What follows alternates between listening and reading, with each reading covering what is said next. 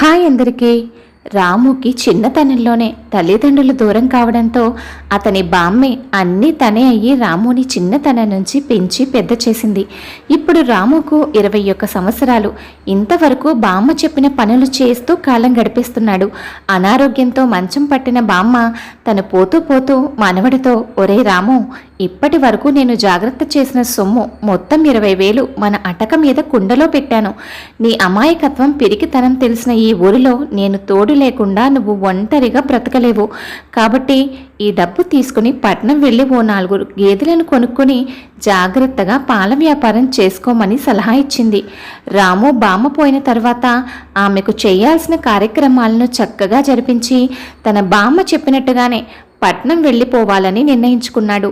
దానికోసం ముందుగా పట్నం వెళ్ళి అద్దె ఇల్లు అది చూసుకుని రావాలి అనుకుని అటక మీద అంత డబ్బు పెట్టి ఇంటికి తాళం వేసి వెళ్ళడం మంచిది కాదు అనుకుని అప్పుడప్పుడు ఆ ఊరిలోని షావుకారు దగ్గర బామ్మ డబ్బు దాచడం గుర్తొచ్చి అటక మీద నుంచి తీసిన డబ్బు సంచిని షావుకారు దగ్గరకు తీసుకువెళ్ళాడు. రాము అక్కడికి వెళ్ళేసరికి షావుకారు అతని భార్య గొడవ పడుతున్నారు. షావుకారు భార్య అక్క తీర్థయాత్రలకు వెళుతూ దారి మధ్యలో ఉన్న చెల్లెలి ఇంటికి వస్తుందట. ఆమె వెళ్ళేటప్పుడు అక్కకి పెట్టడానికి ఒక చీర కొనమని అడిగితే దారిన పోయేవారందరికీ చీరలు పెట్టుకుంటూ పోవడానికి ఇదేమైనా ధర్మసత్రమా అని షావుకారు అంటూ ఉంటే, మా అక్క దారిన పోయేవారు ఒకటేనా అంటూ గొడవ పడుతుంది అతని భార్య. దీనికేం తక్కువ లేదు, నాతో గొడవ పడింది చాలుగాని వంటగదిలో కూర మాడుతున్నట్టుంది, వెళ్ళి చూడు అన్నాడు షావుకారు. ఇంతలో రాము అక్కడికొచ్చాడు. రాము రావడంతో షావుకారు భార్య ఏమీ మాట్లాడకుండా వెళ్ళిపోయింది. రాము షావుకారుతో విషయం చెప్పి, నేను పట్నం వెళ్ళి 2 రోజుల్లో తిరిగి వస్తాను, అంతవరకు ఈ డబ్బు మీ దగ్గరే ఉంచండి అన్నాడు. అంతలో భర్త మీద కోపంతో కాలు గట్టిగా నేలకేసి గుద్దుతూ వంటగదిలో సామాన్లన్నీ కింద పడేస్తుంది షావుకారి భార్య.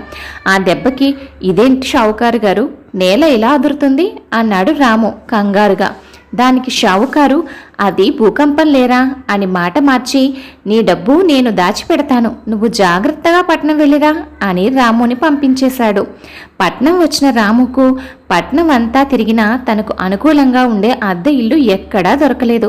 కొందరు అద్దె ఎక్కువగా చెప్పారు, మరికొందరు గేదెలు పెట్టుకోవడానికి వీల్లేదు అన్నారు. దాంతో రోజంతా ఎండలో తిరిగి తిరిగి నీరసంగా ఉన్న రాముకు పట్నానికి కాస్త దూరంగా విశాలంగా ఉన్న ఒక ఇల్లు కనపడింది. గొంతు ఎండిపోవడంతో దాహం కోసం రాము వెళ్ళి ఆ ఇంటి తలుపు కొట్టాడు. ఒక 18 ఏళ్ల అమ్మాయి తరుణి తలుపు తీసి, నాన్న, ఎవరో వచ్చారు అంటూ కేక వేసింది. కాస్త మంచినీళ్ళు ఇస్తారా అని అడిగాడు రాము. అంతలో పెరట్లో ఉన్న ఆమె తండ్రి వచ్చి, ఏమీ అనుకోకు బాబు, ఊరికి దూరంగా ఉన్న ఈ లంకంత కొంపలో నేను నా కూతురు మాత్రమే ఉంటాం.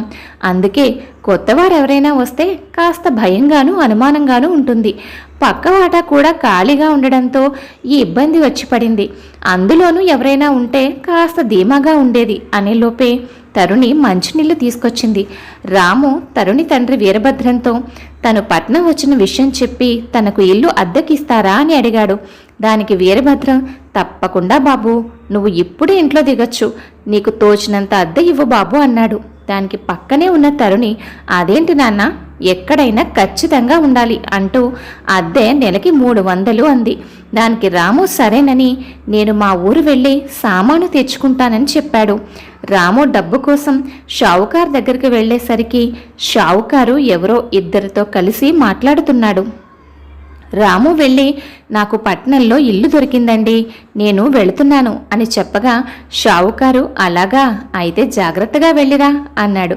వెళితే ఇక వచ్చేది ఉండదండి, మీ దగ్గర దాచిపెట్టిన 20,000 ఇస్తే అవి తీసుకొని వెళతానని అన్నాడు రాము. ఆ మాటకి షావుకారు పెద్దగా నవ్వుతూ, ఎరా రాము, మీ బామ్మ పోయాక నీకు మతిస్థిమితం తప్పిందా ఏమిట్రా, నువ్వేంటి నా దగ్గర 20,000 దాయడం ఏమిటి అంటూ మాట మార్చాడు. దానికి రాము, అదేంటి షావుకారు గారు, నేను మీకు డబ్బిచ్చిన రోజు భూకంపం కూడా వచ్చింది అన్నాడు అమాయకంగా. దానికి షావుకారు లేని నవ్వును తెచ్చిపెట్టుకుని, నేను పుట్టిన తర్వాత భూకంపం అంటేనే ఎరుగను, మీకు ఎవరికైనా తెలుసారా అని పక్కనున్న వాళ్లను అడిగాడు. ముగ్గురు కలిసి రాముని చూసి వెటకారంగా నవ్వుతూ ఉంటే రాము షావుకారుని ఎదిలించలేక అక్కడి నుంచి మౌనంగా వచ్చేశాడు. అక్కడి నుంచి వీరభద్రం ఇంటికి వచ్చి జరిగిందంతా చెప్పి, నేను మీ ఇంటికి అద్దెకు రాలేను, ఈ పట్టణంలోనే ఏదో చిన్న చితగా పనులు చేసుకుని బ్రతుకుతాను, ఇది చెప్పి వెళ్ళడానికే వచ్చాను అన్నాడు. ఆ మాటలు విన్న వీరభద్రం, పోనీలే బాబు, ఏం చేస్తాం, ఎవరికి ఎంతవరకు ప్రాప్తమో అంతవరకే అంటూ ఉంటే ఆ పక్కనే నిలబడి మొత్తం విన్న తరుణి, అదేంటి నాన్న అలా అంటారు, ఆ షావుకారు బుద్ధిని మనం మార్చలేకపోవచ్చేమో, కానీ ఈయన డబ్బు ఈయనకి ఇప్పించొచ్చుగా అంది. అది మన వల్ల ఏమవుతుందమ్మా అని వీరభద్రం అనగా తరుణి కాసేపు ఆలోచించి వాళ్ళిద్దరినీ తను చెప్పినట్టు చేయమని పంపింది. వీరభద్రం రాము ఇద్దరూ కలిసి షావుకారు వీధి వరకు వచ్చిన తర్వాత రాము వీరభద్రానికి ఇల్లు చూపించి తను అక్కడే నిలబడి ఉన్నాడు.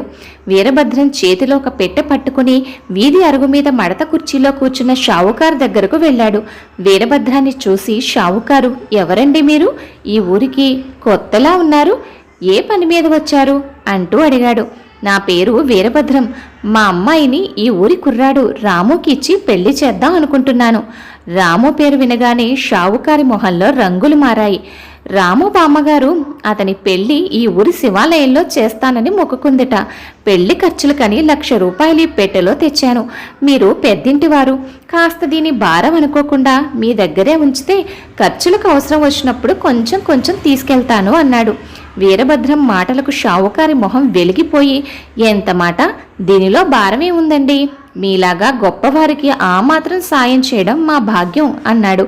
ఇంతలో రాము పరిగెత్తుకుంటూ వచ్చి, షావుకారు గారు, నేను మీకు మొన్న 20,000 ఇచ్చినప్పుడు భూకంపం రావడంతో పాటు మీ ఇంట్లో కూర కూడా మాడిపోయింది కదా, మీరేమో నేను డబ్బు ఇవ్వలేదు అంటున్నారు అన్నాడు.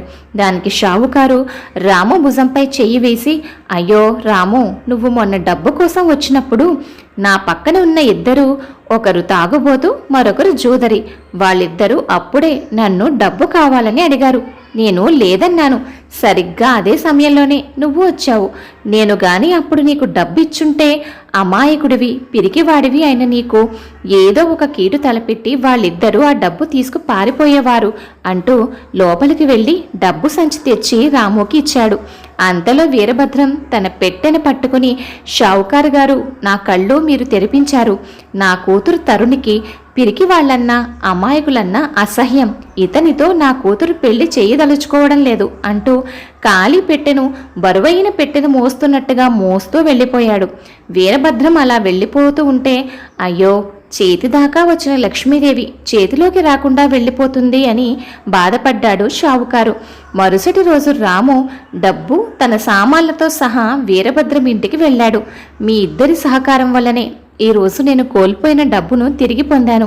మీ రుణం ఏ విధంగా తీర్చుకోగలనో నాకు అర్థం కావడం లేదు అన్నాడు. దానికి వీరభద్రం, దానిదే ఉంది, మా అమ్మాయి తరుణిని పెళ్లి చేసుకుని నీ రుణం తీర్చుకో అన్నాడు. మంచివాడైన నీకు తెలివైన మా తరుణి జత కలిస్తే మీ ఇద్దరి జీవితం చక్కగా సంతోషంగా ఉంటుంది అన్నాడు. నాకు అంత అదృష్టమా అన్నట్టు తరుణి వైపు చూశాడు రాము.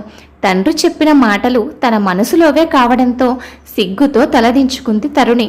ఆ తరువాత మంచి ముహూర్తం చూసి తరుణి రాములకు పెళ్లి జరిపించాడు వీరభద్రం. అలా 4 గేదెలతో ప్రారంభమైన వాళ్ల పాల వ్యాపారం, తరుణి తెలివితేటలు, రాము కష్టానికి వీరభద్రం అనుభవం తోడై కొద్ది రోజుల్లోనే 40 గేదెలకు పెరిగింది. పట్టణంలోనే తరుణి డైరీ ఫామ్ స్వచ్ఛమైన పాలు, పాల ఉత్పత్తులకు పెట్టింది పేరుగా మారింది.